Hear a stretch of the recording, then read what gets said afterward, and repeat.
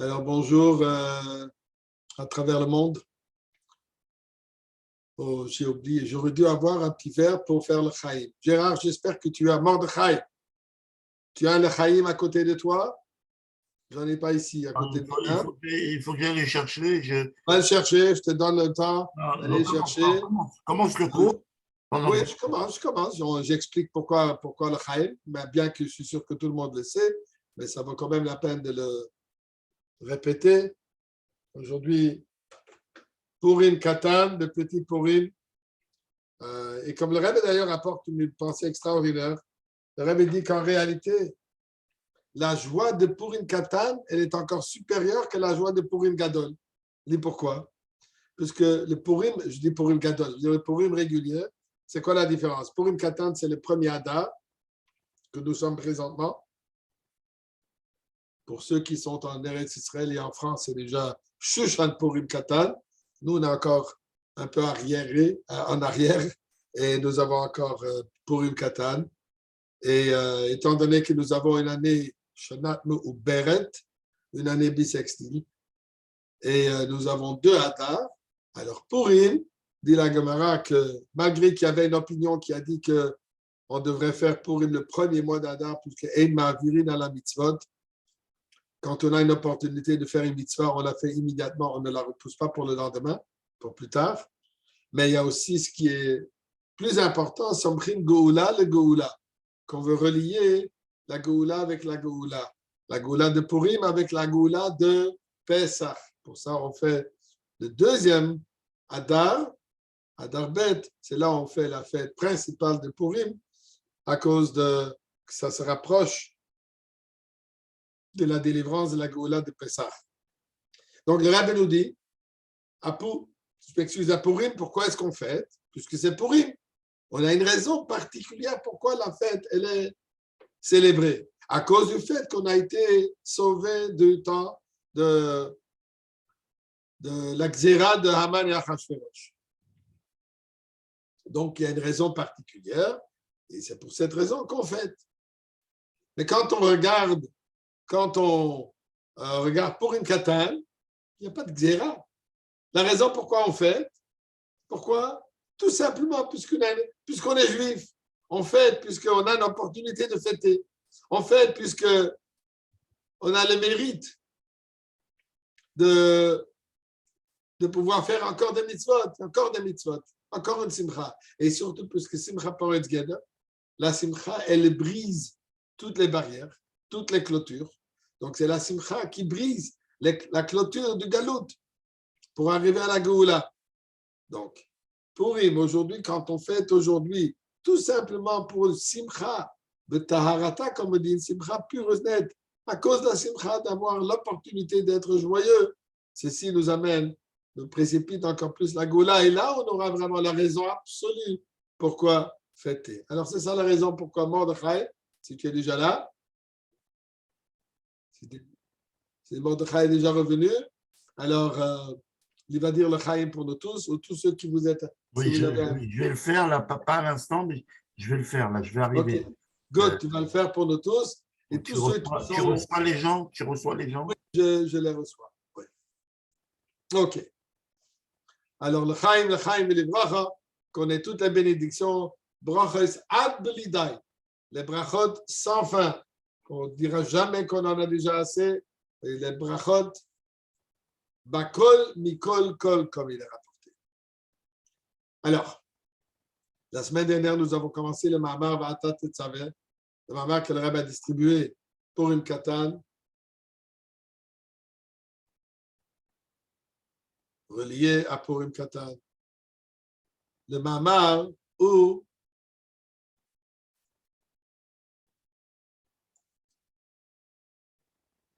basé sur le pasuk Va'atot Tetzaveh, Dieu dit à Moshe Rabbeinu, la paracha de la semaine dernière, Dieu dit à Moshe Rabbeinu que lui va ordonner au Am Israël de lui, que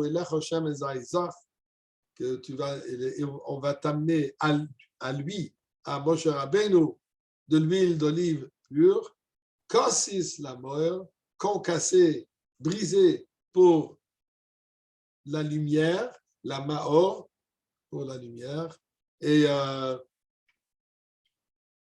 Le halois boner tomid pour illuminer, pour élever la bougie éternelle. Ner tamid, qui a une lumière éternelle qui brûle. Bon. Là-dessus, le Rebbe a posé plusieurs questions dans le Mamar. On va pas reprendre tout. La question principale qui nous intéresse aujourd'hui est pourquoi est-ce qu'il fallait amener V'yikrouli, qu'il faut amener cette huile à Moshe Rabbeinu plutôt qu'à Aaron HaKohen. Finalement, c'est Aaron HaKohen qui a allumé la menorah. Et ce n'est pas Moshe Rabbeinu qui l'a allumé, qui l'a préparé, qui l'a allumé. Et quel est le sens de l'amener à Moshe Rabbeinu? En plus, V'yikrouli, il devrait dire V'yitnouli. Pas tu prends pour moi, tu me prends. C'est quoi ce sens V'yikrouli? Je veux dire, ils vont l'amener, ils vont te le donner à toi, Moshe Rabbeinu. Cassis, c'est quoi l'idée qu'elle est brisée, qu'elle est conversée? Alors, le Rebbe a rapporté quoi? Que V'yikrouli, quand il parle de V'yikrouli, il dit que c'est une lumière, c'est quelque chose qui va ajouter à Moshe Rabbeinu lui-même. Notre travail, notre participation, notre effort de Am Israël, de Béné Israël, de ceux que Moshe Rabbeinu, lui, il est leur berger, Moshe Rabbeinu qui est notre berger, donc c'est lui qui, non seulement nous bénéficions par le fait qu'il est notre berger, qu'il lui, il nous nourrit, on verra tout de suite de quoi, mais en réalité, ceci ajoute et amène à Moshe Rabbeinu aussi que Moshe Rabbeinu peut s'élever à un niveau supérieur. Alors aujourd'hui, nous allons, je crois que c'est jusqu'à là plus ou moins où nous sommes arrivés la semaine dernière, au Levaïrze, et pour comprendre cela.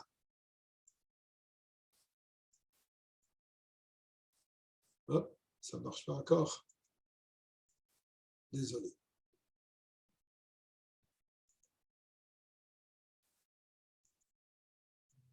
Le Levaïrze, je suppose que vous voyez le petit plus que je signale ici sur le texte. Le Vaïrze, pour bien comprendre cela, Magdim Bamaim, dans le mamar qui est rapport du rabbi précédent, qui était le mamar que le rabbi précédent, il avait dit Purim Tafresh Pezaï. Tafresh Pezaï a été une année très, très particulière, très difficile d'ailleurs pour le Rebbe et pour le Chassidim, pour le monde entier, puisqu'un peu après ce mamar, le Rebbe précédent fut arrêté, et suite à cela, la grande fête du Yud Bestamus. Mais c'était un moment extrêmement difficile. D'ailleurs, pendant que le Rebbe a dit le mamar, la mère, le Rebbe Stern a prié, arrête. Elle lui a demandé d'arrêter, d'ailleurs, durant le Fabring de Purim Cotton, le Rebbe précédent, elle a dit, je suis au courant, je suis conscient que parmi les gens qui sont ici, il y a ceux qui font part de la Sectia, qui font part de la KGB, c'était le bras du communisme qui était spécialement dédié entièrement à déraciner le judaïsme et ceux qui étaient là pour suivre ensuite le Rebbe, pour attaquer le Rebbe précédent, ainsi de suite. Et le Rebbe a dit, je sais qu'ils sont là, mais je ne m'effraie pas, il n'y a rien qui va m'arrêter dans ma mission de propager Torah et Mitzvot. Le Rebbe s'est évanoui. C'est un moment extrêmement dur. Et le mamar est complètement un mamar de Messirut Nefesh. Tout le mamar avec Kim ou Kim la Yehudim, comme il y a marqué, comme le temps de Purim, qui a été le moment que Am Israël s'est re-engagé à ce qu'ils ils se sont re-engagés et ils ont accompli de l'engagement qu'on a pris au moment d'Har Sinai. Alors là, le Rebbe dit, il explique dans le mamar, chez Moshe Rabbeinu, que Moshe Rabbeinu nikrera yemehem. Moshe Rabbeinu, il est appelé par Dieu, comme il est dit dans le Zohar, Raya Mehem, Raya qui veut dire le berger, Mehem de confiance. Ça, c'est la traduction simple. Qu'est-ce que ça veut dire Raya Mehem de Shnei Pirushim, qui a deux explications dans le mot Raya Mehem. Le berger de confiance, le Chaim Mordechai. Il a dit pour chaque personne qui est là aujourd'hui, il faut que tu dises un lachaï. Je ne sais pas si ta bouteille est assez grande pour pouvoir dire pour tout le monde. OK. C'est une bouteille tunisienne. Ah, yeah. OK. Good, Baruch Hashem. Alors, mais Mordechai, il n'était pas tunisien. Mordechai, il était perse. OK. Chaim. Alors, il dit, Moshe Rabbeinu, Shehu Roya Naaman Shel Israël, qu'il est le berger de confiance de Am Israël. Et qu'est-ce qui fait ce berger? Shehu Zon, me farme, c'est Israël. Donc, il y a deux choses, deux explications. Une explication, il est que il est Roya Naaman, qu'il est le berger de confiance. Que Moshe Rabbeinu est complètement, toute sa vie est consacrée au bien-être et de Am Israël. Ça, c'est une explication. Une autre explication dans le mot Rayamahem est que lui, il nous nourrit. Quelle nourriture il nous donne? Il nous nourrit la Emouna. Que la Emouna que nous avons, elle est nourrie par Moshe Rabbeinu afin qu'on atteigne un niveau supérieur dans notre Emouna. Il explique. Chaque juif, il a l'Emouna. Il n'existe pas un juif qui ne croit pas. Il n'existe pas un juif qui est chas v'shalom, qui renie l'existence de Dieu. Il y a des gens qui pensent, il y a des gens qui le croient, il y a des gens qui veulent se le croire. Et d'ailleurs, mettons ça en perspective. Le Rebbe dit ça quand en Russie, sous la dictature communiste, le communisme qui est là pour déraciner entièrement le judaïsme, toute croyance, dit le Rebbe, il n'existe pas un juif qui ne croit pas.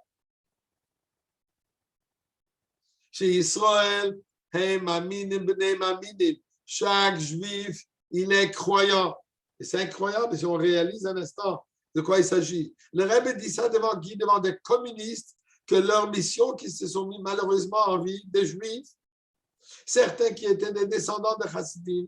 D'ailleurs, celui qui a mis en prison, celui qui a questionné, celui qui est venu arrêter le Rebbe président était un certain Lulov, que lui-même, Rahman el-Etzlan, il était des descendants chassidiques, et lui, il est devenu communiste. Et c'est lui qui est venu arrêter le Rebbe précédent, c'est lui qui a menacé le Rebbe avec le pistolet. L'histoire que le Rebbe lui a dit, écoute, ce pistolet ne peut, ce petit jouet, lui a dit, ne peut impressionner qu'une personne qui a un monde et plusieurs dieux. Mais une personne qui a un dieu et qui a deux mondes, ce petit jouet ne l'impressionne pas. Quand il a le revolver devant les yeux. Je ne sais pas si j'ai eu l'occasion de vous dire ça la semaine dernière, mais Ashgacha Pratit a voulu que aujourd'hui un petit-fils de Lulov, le petit-fils de Lulov, oui, je crois que le petit-fils de Lulov, aujourd'hui, il est devenu religieux, il est quelque part dans le monde, à un Bet Rabat quelque part. Chez Israël, les maminim, bebene maminim, puisque chaque juif, il croit. Il n'existe pas qui ne croit pas. Mais quoi? Cette émouna, dit le Rebbe, peut être c'est possible que cette émouna ne soit qu'une émouna superficielle. Qu'est-ce que ça veut dire, elle est superficielle? Qu'elle n'affecte pas la personne.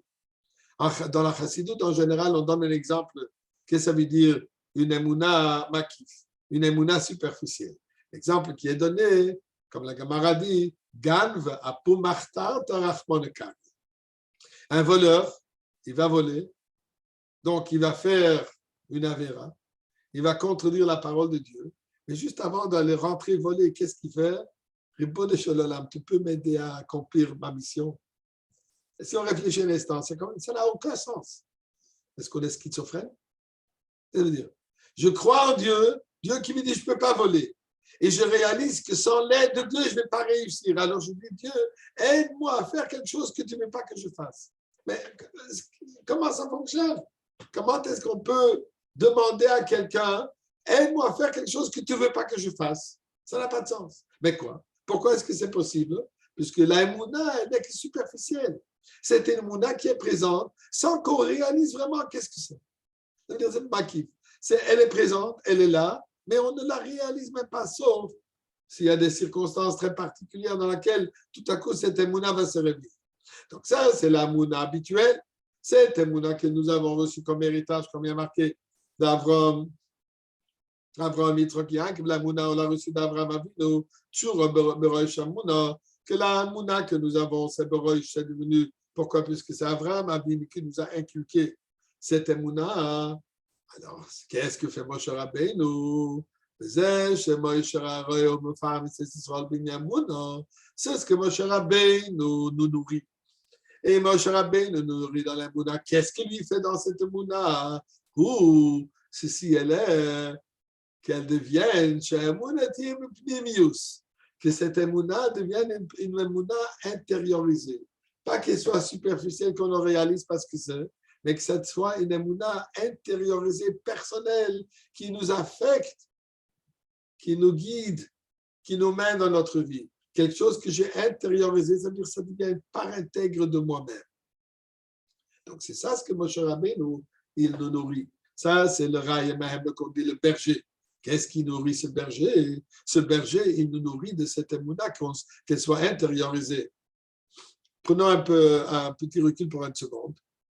On sait que Moshe Rabbeinu, Dieu l'a choisi qu'il devienne le berger d'Am Israël. Que Moshe Rabbeinu s'est donné corps et âme pour ses troupeaux, les animaux qu'il avait, les moutons et ainsi de suite. Alors il y a marqué que Moshe Rabbeinu, il s'occupait de ces moutons, à quelle sorte d'herbe ils vont manger. Les plus jeunes mangeaient l'herbe très mou, les plus âgés mangeaient l'herbe plus dure. Et donc, qu'est-ce que ça veut dire? Qu'avec chaque mouton, chaque brebis a reçu la nourriture individuelle que cette personne doit recevoir. Ça, c'est un berger, Raya Mehem. Ce n'est pas seulement qu'il nous nourrit en général, mais qu'il nous nourrit de manière que chacun reçoit sa nourriture particulière. Ça, c'est la qualité de Moshe Rabbeinu. Ça veut dire que chez Pnimius, pour qu'elle soit intériorisée à moi, elle doit être différente qu'elle est de le prochain. Puisque quand c'est superficiel, alors c'est pour tout le monde la même chose. Par exemple, quand il y a,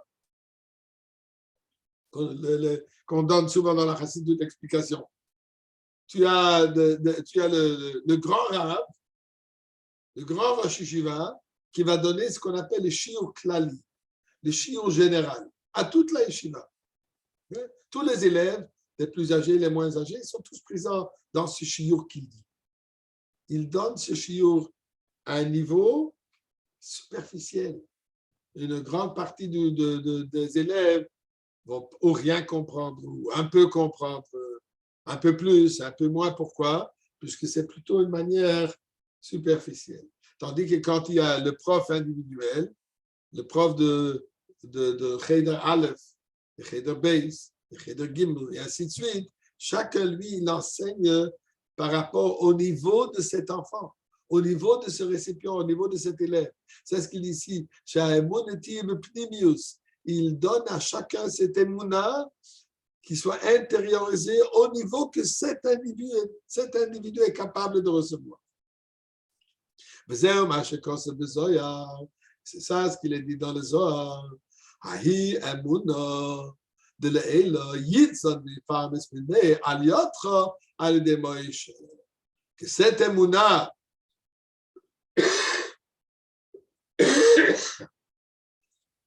cette emuna élevée, c'est Moshe Rabbeinu qui nous nourrit et comme il explique. Alors, ce que ça veut dire? C'est ce que Moshe Rabbeinu accomplit par le fait qu'il nous nourrit de cette émouna, qu'il amène, qu'il attire cette émouna dans notre intériorité. Et continue dans le Mamar, où il dit, c'est ce qu'on dit que Moshe Rabbeinu. Il est le berger de confiance. Il a kavon bozeh, il passe tous de Moshe Shebechol. Ceci n'est pas seulement pour Moshe Rabbeinu du temps de la sortie d'Égypte, Mais ceci est vrai et aussi applicable au Moshe Rabbeinu qu'il y a dans chaque génération. Comme nous savons que dans toute génération, il y a le Moshe Rabbeinu. Moshe Shebedor, Rosh Alf Yisro, excuse. Rosh Alf Yisro, Shebechol Doer, que les têtes, le rêve donc de chaque génération, qui se trouve dans chaque génération, הם מחזקים נס האמונה בישראל שבדורם, שהאמונה שלהם תהיה בפנימוס. Le rêve de chaque génération, qu'est-ce que sa mission? Sa mission, elle est de nourrir et de fortifier, de soutenir et de fortifier l'amouna de cette génération, mais de quelle manière? Que ça soit intériorisé. Comme on voit ça chez le Rebbe, comme le Rebbe parle à chaque individu au niveau dans lequel il est.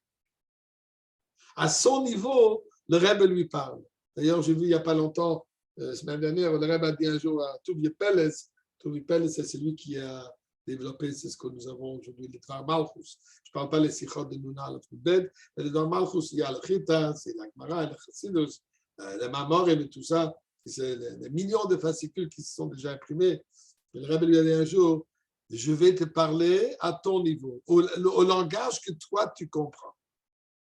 Et ça veut dire, parle à l'individu, ne parle pas en général, mais parle à l'individu individuellement. Ça, on a vu chez le Rebbe, comme le Rebbe a mis son attention particulière au niveau que la personne a besoin de comprendre, c'est à ce niveau qu'il va lui parler. D'ailleurs, ça me souvient, je me rappelle maintenant, ma mère était une fois un chidout.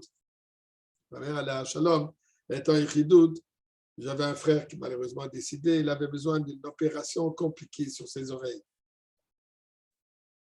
Et ma mère a demandé au Rabbi la bracha et quoi faire. Alors le Rabbi lui a dit que, ma mère qui était de Belgique, le Rabbi dit que maintenant aux États-Unis, ici, ils ont développé une autre sorte de chirurgie. Et le Rabbi lui dit, ça s'appelle fenestration. Le Rabbi lui dit le mot en anglais. En anglais, ça s'appelle fenestration. Écoutez ce que le Rabbi lui dit. Ma mère qui n'est pas anglophone, ma mère qui est de l'Europe, parle le français, parle yiddish, parle le français, mais ne parle pas l'anglais. Alors le Rabbi lui dit la chose suivante. Vous voyez en yiddish, vous voyez la fenêtre? En yiddish, sagt man doch un Fenster. En yiddish, une fenêtre s'appelle Fenster. Alors le Rebbe lui dit, rappelle-toi le mot Fenster, ça va t'aider à te souvenir le mot Fenstration. Vous vous rendez compte à quel point le Rebbe s'implique au niveau de chacun pour que la personne intériorise et comprenne le message. Si ça c'est puisque ceci est vrai avec des petits détails comme Fenstration, et bien sûr avec la Mouna, le Rebbe nourrit la Mouna de chacun au niveau que cette personne a besoin. Une anecdote que je vais partager avec vous. Je suppose que certains parmi nous ici dans ce groupe qui étudie connaissent, ont entendu parler de Rav Nemanov, Lis Nemanov de Brunoir de la Yeshiva, sur qui le Rebbe précédent a dit que parfois il atteint le niveau de Benoni. Alors ça, c'était, je crois que c'était l'année Tafshin Lamed Aleph, 71. À cette époque, j'étais au 70 Bachor à la Yeshiva. Et à ce moment, à cette époque, le Rebbe donnait à chacun RF Pesach, l'après-midi, on passait tous devant le Rebbe donnait un morceau de matzah. Et le Rebbe disait, quand je refais le Pesach. On sait que la matzah, c'est Maïchle de Mehemenoussa, la nourriture de Emouna, les 2 jours. Une journée, c'est la nourriture de Emouna, une journée, c'est la nourriture de guérison. Alors, qu'est-ce que le Rebbe, c'est quoi l'idée que le Rebbe donne la matzah? On n'a pas de matzah.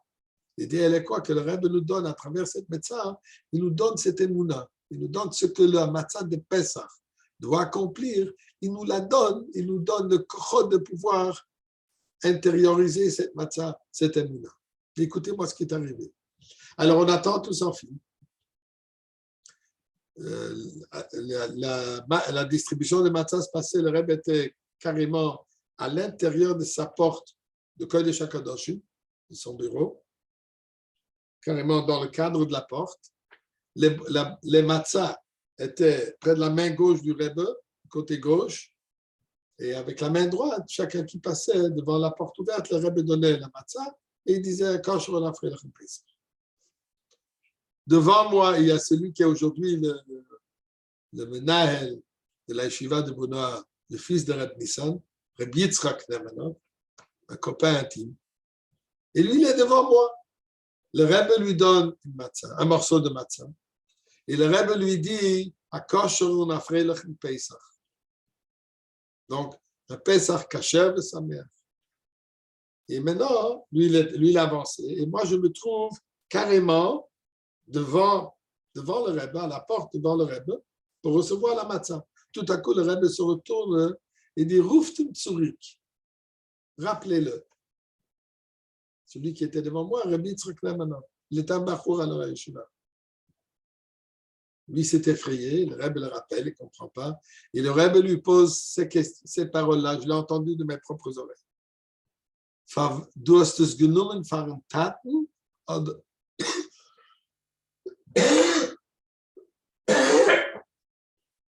je m'excuse. Du hast es genommen von Taten, du hast es genommen von sich. Qui traduit, tu as pris cette matzah pour ton père ou tu l'as pris pour toi-même. Il était effrayé. À peine, il ne pouvait même pas parler. Il était blanc, effrayant. Le Rebbe le rappelle, il pose des questions. Alors, il a quand même réussi à dire « Fazir, j'ai pris pour moi-même. » Écoutez ce que le Rebbe fait. Et lui, Itche, Rabbi Yitzchak donc, il avait la matzah dans la main. Le Rebbe lui sort la matzah de sa main, lui prend la matzah, carrément lui tire la matzah de sa main. Et je vois comme le Rebbe le met de côté dans une boîte, pas de la boîte régulière d'où il prenait la matzah pour donner à tout le monde. Il a mis ça de côté, sur un banc, à l'intérieur de sa chambre. Le Rebbe prend un autre morceau de matzah et le Rebbe lui dit, quand il a repris cette matzah, le Rebbe lui dit, Hab gemeint, du hast es genommen, je m'excuse. Hab gemeint, du hast es genommen von Taten. Je pensais que tu as pris ça pour ton père. Et le Rebbe qui lui retire la matzah, met de côté, lui donne un autre morceau de matzah, et là le Rebbe lui dit encore une fois, on a fait le Pesach. Et là, il est parti. Et ensuite, c'est mon tour. Je reçois ma matzah. Et le Rebbe dit, mais qu'est-ce que ça veut dire? La matzah, c'est matzah. Quand je ferai le Pesach, c'est quand je ferai le Pesach. Qu'est-ce qu'il y a eu? Qu'est-ce qui est arrivé ici? Le Rebbe lui a donné la même chose, un autre morceau de matzah. La taille, ce n'était pas ça ce qui était important. En tout cas, pas aux yeux nus. Mais qu'est-ce qui se passe ici? Cette matzah qui est le maïch, le domaine nous, ça, c'est la matzah de quoi? De la émouna. Et le Rebbe lui donne, nous nourrit, zone me farce. Mais le Rebbe qui nous nourrit avec cette émouna, la émouna de père n'est pas la même émouna de fils. La hamshacha que le Rebbe fait pour que nous recevons cette émouna de pnimiyut, c'est particulièrement la matzah. Qu'est-ce qu'on va faire avec? On va la manger, on va l'intérioriser. Et par cela, espérons, on va réussir à intérioriser la émouna qui vient avec. Dit le Rebbe, la émouna, la bracha, l'amshacha, l'ashpa'a que j'ai donné pour ton père n'est pas pour toi. Et le Rebbe dit, je pensais que c'était pour toi. Je pensais que tu l'as pris pour ton père. Donc, j'avais une pensée, une amshacha pour ton père. Si ce n'est pas pour ton père, ce n'est pas la matzah qui est pour toi. Toi, tu as besoin d'une autre matzah. Il faut que je te donne un autre morceau. Le Rebbe lui donne un autre morceau. Et lui, encore une fois, lui souhaite ici, nous voyons, c'est ce que le Rebbe dit ici dans le Mamar, que le tzaddik, le Moïse Rabbeinu de la génération, il nous nourrit chacun avec la mouna, mais de quelle manière? Qu'elle soit bepnimius, qu'elle soit intériorisée à notre niveau. Continue dans le même, כמו עם מרדכי, שיש פשטות de Moïse Bederoï.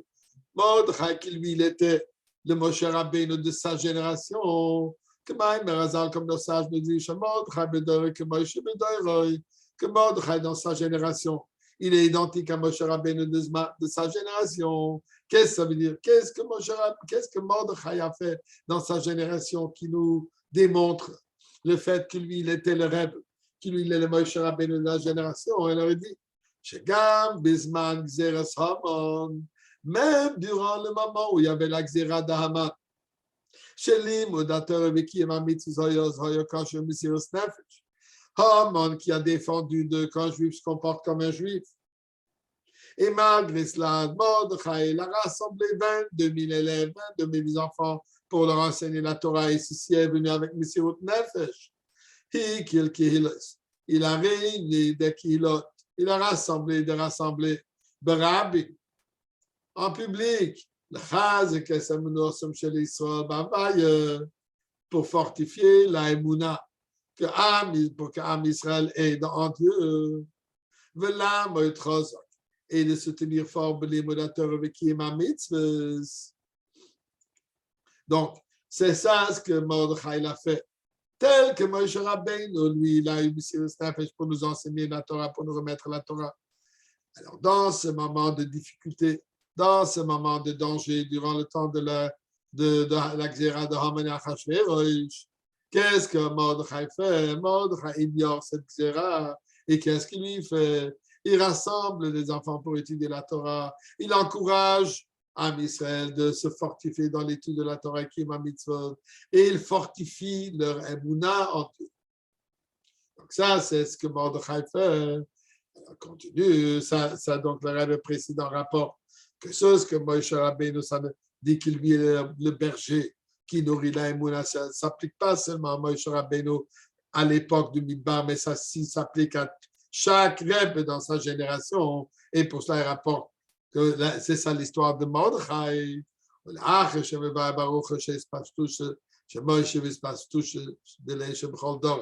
Après avoir longuement expliqué dans ce mamar du Rabbi précédent que Moshe Rabbeinu et les Moshe Rabbeinu de chaque génération,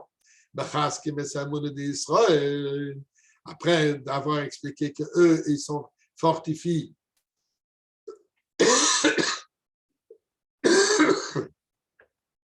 l'Emouna d'Am Israël. Là, le Rabbi dit, mais va, là, le Rabbi précédent, il continue à expliquer un autre détail du Mama. Va dire Klosh-Nakos, il explique le détail. C'est la spécificité du Pasuk où il y a marqué Shemen, Kossis la Moël, que le Shemen de l'huile, elle est Kossis, elle est concassée. La Moël, qu'est-ce que ça veut dire Moël? Il y a lumière, il y a illuminé, et il y a le lustre. Elle dit qu'est-ce que Maor représente la source de lumière. Elle dit la Maor veloy loy. Elle a été concassée pour quoi faire? Pour le Maor, pour la source de la lumière. Pas l'oeil, pas pour qu'elle brille. Mais qu'est-ce que ça veut dire? Alors elle explique. Shebizman a Golus, durant le temps du Golus, Shekol Echoder, chacun des gens qui vivent durant cette période de Golus, de l'exil, on est brisé, on est concassé, on est cassé, Kossis. Que dans le temps du Golus, où chaque juif, il est cassé, il est brisé par le fait qu'on se trouve dans le Golus. Par cela, allié des airs, par le fait que nous sommes brisés, il faut savoir que la raison pourquoi cette brisure elle est faite, pourquoi on est cassé, pourquoi on nous casse, on ne peut atteindre pas seulement la lumière, mais on peut arriver à la source de la lumière, l'essence de la lumière. Cette source d'où provient la lumière. C'est ça ce qu'il dit quand c'est la mort. On peut atteindre la ma'or, on peut atteindre l'essence de la lumière, l'essence de cette illumination, quelle est la source pour toute lumière qui sort. On peut atteindre cela par le fait qu'on est Kossis. Habituellement, par le simple effort, on peut avoir la lumière.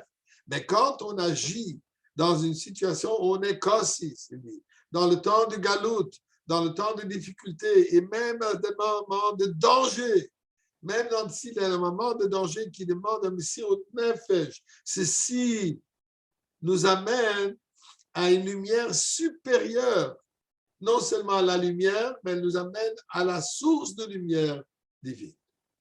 C'est ce qu'il dit dans le Mamar. Il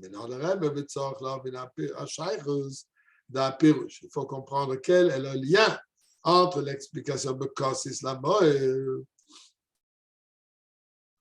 qu'il dit dans le Mamar que Kassis, le fait qu'on est concassé, le fait qu'on est brisé, par cela on arrive au Mao, à l'essence de la lumière. Avec quel rapport de cela? La Mevoua, même chez l'Ifneze, chez Moïse, il dit donc, il pose la question suivante. Jusqu'à présent, on a expliqué qu'est-ce qui parle de Moshe Rabbeinu, qu'est-ce qu'il y a? Que Moshe Rabbeinu, c'est celui qui nourrit notre émouna afin que cette émouna devienne notre émouna individuelle. Et c'est ça ce que Moshe Rabbeinu, comme berger, il accomplit.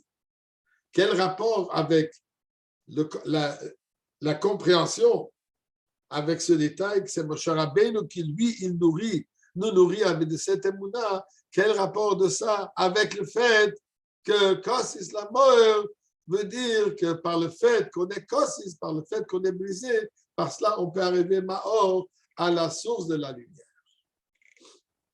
Bon, il est 3 heures ici, 9 heures en France, 10 heures en Eretz Israël. Alors on va s'arrêter ici et je vais juste vous inviter de continuer à étudier ce mamar. Si vous ne l'avez pas, vous pouvez demander, vous pouvez aller sur Google. Google, vous n'avez qu'à rentrer en hébreu.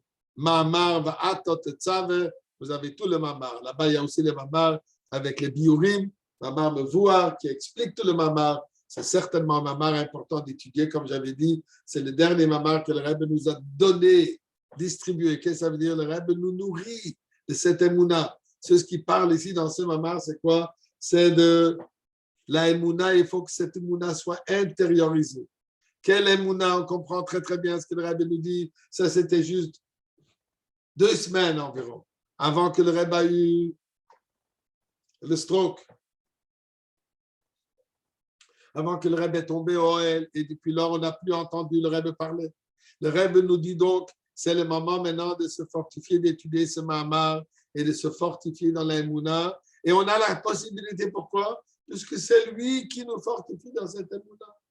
C'est lui qui nous continue à nous guider, c'est lui qui continue à nous bénir, c'est lui qui continue à nous donner les barachot, c'est lui qui continue à nous donner les conseils. Je vais vous dire, pas plus tard que ce matin, j'avais 2 choses. J'avais une chose à partager avec le Rebbe et une question à lui poser. Je vais bien vous dire de quoi il s'agit. Je voulais d'abord remercier le Rebbe pour les brachot, pour la naissance de 2 petits-enfants, pour la coupure de cheveux d'un autre petit-fils. Dire tout simplement annoncer le Rebbe bonne nouvelle et partager une bonne nouvelle avec le Rebbe qu'il faut toujours partager. Et j'avais une autre question. On m'avait invité que je vienne en France pour faire une tournée pour des Fabrengen la semaine prochaine. Je ne voyage jamais sans demander au Rebbe quoi faire. Si voyager ou non, on a ici en Shlichut, donc il faut savoir si on a le droit de quitter Makom à Shlichut pour aller faire autre chose.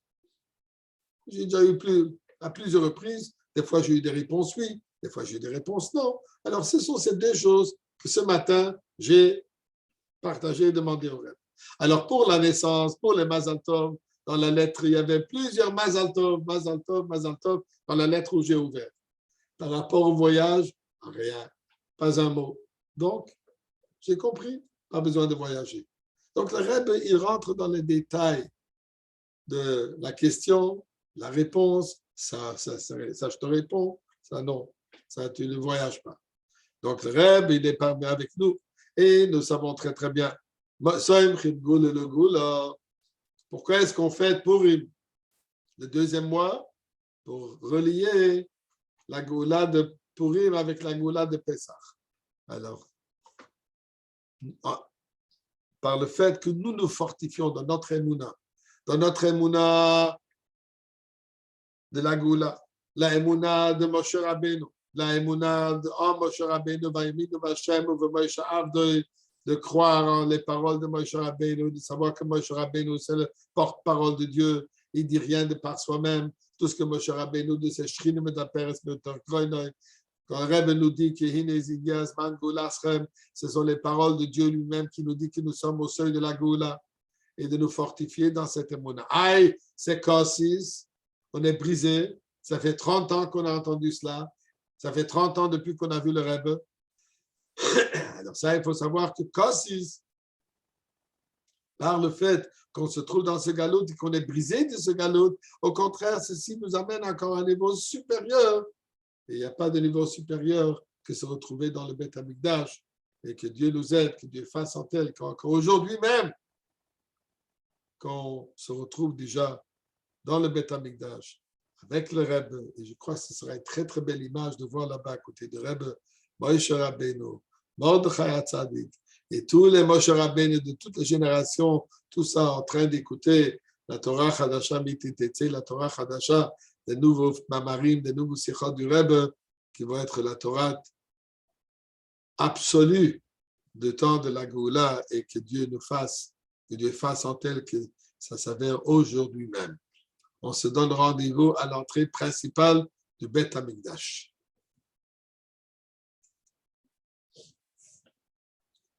Bonne journée à tout le monde. Amen. Mordechai, l'chaim, l'chaim. L'chaim livracha.